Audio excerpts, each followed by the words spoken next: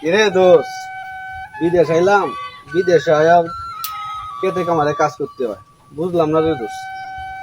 কপালটাই এরকম, কপালটাই কি নষ্ট। কি খবর? কাম ফাঁকিবাজি হইতেছে। আরে মিয়া, বিদেশে যেতে কি হয়েছে? কাম করাই কথা, টাকা কামাই করাই কথা।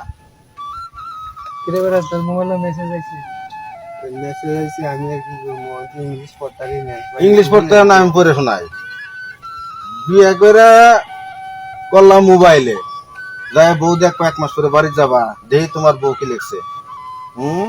প্রাণের স্বামী, বিয়ে হয়েছে 2 বছর, এখন পর্যন্ত তোমার মুখ দেখি নাই। ও শোনা রে, তোমার জাদু করবো এবার। তোমার জন্য একটা সুসংবাদ আগে বলি, 3টা স্বর্ণের আংটি পাঠাইছ। আংটি 3টার ভিতরে একটা দিছি লিটু মায়ের গে, একটা গুটু মায়ের, একটা দিছি আমাদের কৈতরি রে।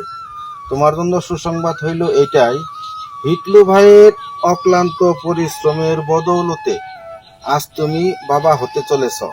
অতএব বিদেশ থেকে আসার সময় হিটলু ভাইয়ের জন্য অবশ্যই একটা সিকু 5 ঘড়ি কিনে আনবা।